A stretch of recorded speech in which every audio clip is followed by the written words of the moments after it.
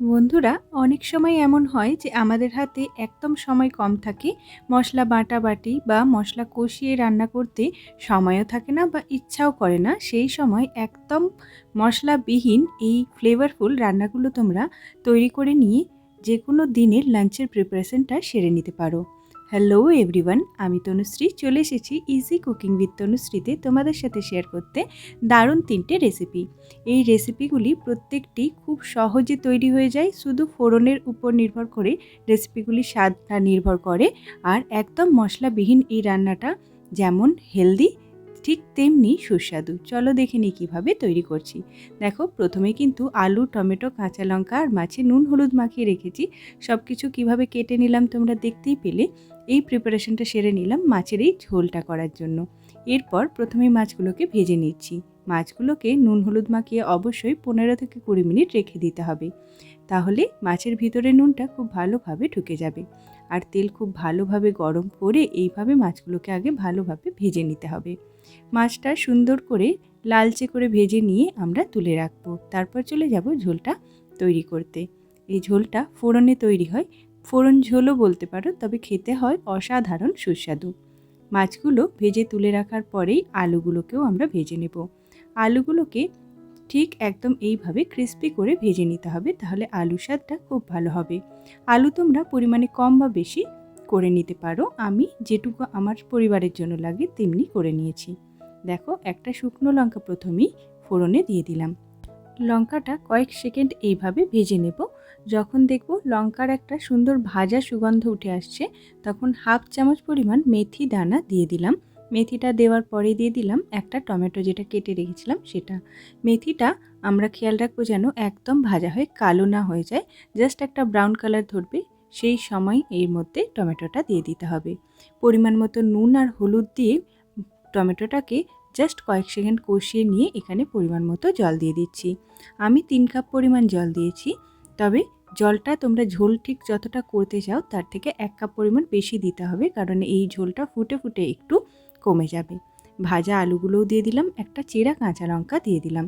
এরপর এইভাবে গ্যাসটাকে মিডিয়াম ফ্লেমে রেখে ঝোলটাকে ফুটতে দেব যতক্ষণ না ঝোলটা সুন্দর একটা মেথির সুগন্ধ উঠে আসে আর এইভাবে কালার চেঞ্জ হয়ে যায়, তার সাথে আলুগুলো সিদ্ধ হয়ে যায়। আলু যখন সিদ্ধ হয়ে এসেছে আর সুন্দর এইভাবে ঝোলটা বেশ অনেকটা পরিমাণে কমে গেছে আর অনেকক্ষণ ফুটে গেছে, মিনিমাম 10 থেকে 15 মিনিট, তারপর এখানে মাছগুলো দিয়ে দিচ্ছি।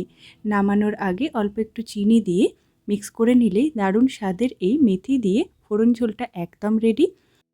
মেথি দিয়ে মাছের এই ফোড়ন ঝোলটা খেতে অসাধারণ হয়। এরপর দেখো, চলে যাব একটা তরকারি রান্না করতে। এই তরকারিটা রান্না করব লাউয়ের একটা তরকারি, তবে খুব সহজে আর খুব কম সময়ে এই রান্নাটা করে নেব। দেখো, প্রথমেই লাউয়ের খোসা ছাড়িয়ে নিয়েছি, তারপর লাউটাকে কেটে নেব। লাউটাকে এইভাবে মাঝ বরাবর কেটে একদম যেভাবে আলু ভাজা কাটি ঝিরিঝিরি করে কেটে নেব। বড় বড় টুকরেও কাটতে পারো, সেক্ষেত্রে কিন্তু রান্নাটা করতে সময়টা একটু বেশি লেগে যাবে। আর এইভাবে কেটে নিলে তরকারিটা দেখতেও সুন্দর হয় আর খুব তাড়াতাড়ি রান্নাটাও হয়ে যায়। লাউ সব সময় কাটার আগে ধুয়ে নিয়ে তারপর কাটবে, কেটে নিয়ে আর ধোয়ার কোনো প্রয়োজন নেই। কেটে নেওয়ার পর যদি ধোয়া হয় সেক্ষেত্রে কি হয়, লাউটা যখন কষাতে যাব অনেক বেশি জল রিলিজ হয়ে যাবে আর কষাতে অনেকটা সময় লেগে যাবে। দেখো, এই রান্নাটা করার জন্য সর্ষের তেল গরম করে এর মধ্যে শুকনো লঙ্কা ফোড়নে দিয়ে দিলাম। শুকনো লঙ্কাটা ভালোভাবে ভাজা হলে হাফ চামচ পরিমাণ কালো সর্ষে ফোড়নে দিলাম। ফোড়নটাকে জাস্ট একটু ভেজে নেব। যখনই দেখব সর্ষের দানাগুলো ফাটতে শুরু করেছে, এখানে কেটে রাখা লাউটা দিয়ে দেব। লাউটা দেওয়ার পর ভালোভাবে কষাতে থাকবো। হাই ফ্লেমে গ্যাসটাকে রেখে 5 থেকে 7 মিনিট এইভাবে নাড়াচাড়া করতে করতে কষিয়ে নেব। এইভাবে যখন দেখব লাউটা বেশ কিছুটা নরম হয়ে এসেছে আর এইভাবে ট্রান্সলুসেন্ট হয়ে গেছে, এর মধ্যে একটা চেরা কাঁচা লঙ্কা, পরিমাণ মতো নুন আর অল্প একটু হলুদ দিয়ে দেব।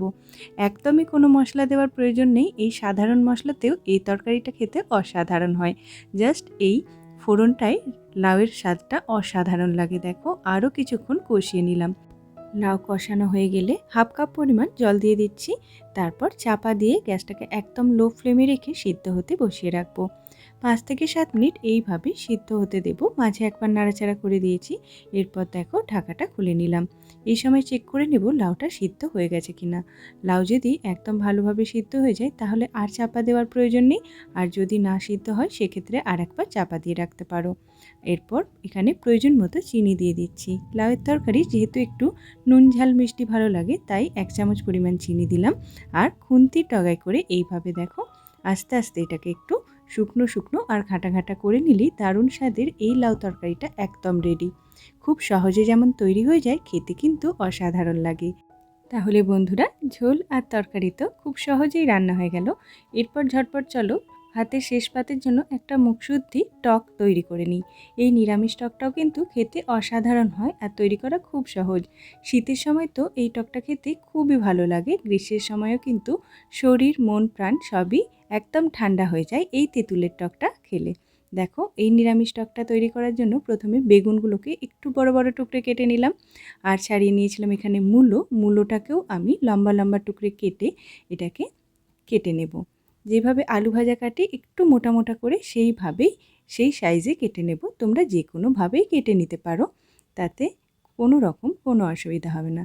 তবে মূলো, বেগুন, আলু, কুমড়ো সব কিছু দিয়ে এই টকটা কিন্তু অসাধারণ হয়। একবার অবশ্যই ট্রাই করে দেখো।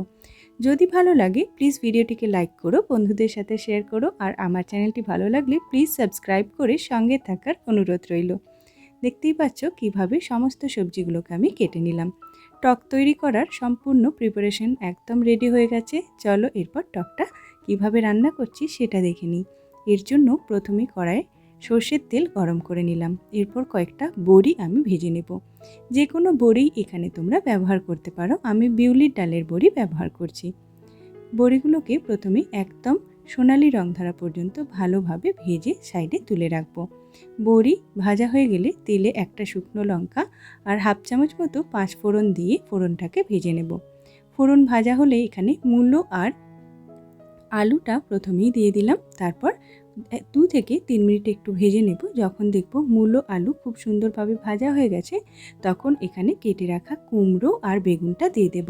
কুমড়োটা প্রথমেই দিতে পারো, তবে প্রথমে দিলে কি হয় অনেক সময় কুমড়ো অনেক সময় নরম হয় আর খুব তাড়াতাড়ি গলে যায়, সেক্ষেত্রে একদম ঘাঁটা ঘাঁটা হয়ে যায়, সেটা ভালো লাগে না। তাই কুমড়োটা একটু পরে দিলাম। তারপর আবার দেখো সমস্ত কিছুকে 2 থেকে 3 মিনিট একটু কষিয়ে নিলাম। অল্প একটু হলুদ আর নুন দিলাম। তারপর আরও 1 থেকে 2 মিনিট একটু কষিয়ে নেব, তাহলেই কষানো একদম কমপ্লিট। খুব ভালোভাবে অবশ্যই কষিয়ে নিও, তাহলে স্বাদটা আরও বেড়ে যাবে। এইভাবে কষানো হয়ে গেলে 1 কাপ পরিমাণ জল দিয়ে ভালোভাবে নাড়াচাড়া করে চাপা দিয়ে সিদ্ধ হতে দিয়ে দেব। যতক্ষণ এদিকে কুমড়ো, মূলো, আলু, বেগুন এই সব সবজিগুলো সিদ্ধ হচ্ছে, দেখো আমি আগেই লাউ তরকারিটা রান্না করার সময় অল্প একটু তেঁতুল গরম জলে ভিজিয়ে রেখেছিলাম, তার কাতটাকেও বের করে রেখে দিয়েছি। এরপর এইদিকে আমার টকের দেখো সমস্ত সবজিগুলোই সিদ্ধ হয়ে গেছে। ঢাকাটা খুলে নিলাম, চেক করে নিচ্ছি সবজিগুলো ভালোভাবে সিদ্ধ হয়ে গেলে এখানে তেঁতুলের যে কাতটা আমরা তৈরি করে রেখেছিলাম সেই কাতটাকে দিয়ে দেব। তার আগে ভাজা বড়িগুলো দিয়ে একটু নাড়িয়ে চাড়িয়ে মিশিয়ে নিচ্ছি। সমস্ত কিছু মিশে গেলে এখানে তেঁতুলটা দিয়ে দেব। তেঁতুলটা অবশ্যই দেওয়ার সময় খেয়াল রাখবে যেন বীজ বা তেঁতুলের মধ্যে যে খিচখিচে অনেক সময় খোসা থাকে সেগুলোকে যেন অবশ্যই ভালোভাবে আগে থেকে ছেঁকে তুলে নিও। এরপর এখানে পরিমাণ মতো চিনি দিয়ে দিচ্ছি। চিনিটা অবশ্যই তোমরা কতটা টক খেতে চাও বা কতটা মিষ্টি খেতে চাও সেই অনুযায়ী পরিমাণটা ঠিক করে নিও। চিনিটা দিয়েও 1 থেকে 2 মিনিট একটু ফুটিয়ে নেব। যখন দেখবো একবারে এইভাবে রসটা শুকনো শুকনো হয়ে গেছে আর একদম সুন্দর চিটচিটে একটা ভাব চলে এসছে, তখন এটাকে নামিয়ে নিলেই এই রেসিপিটা একদম তৈরি। দেখো মশলা ছাড়া এই 3টে রেসিপি কিন্তু অসাধারণ লাগে, একবার অবশ্যই ট্রাই করো।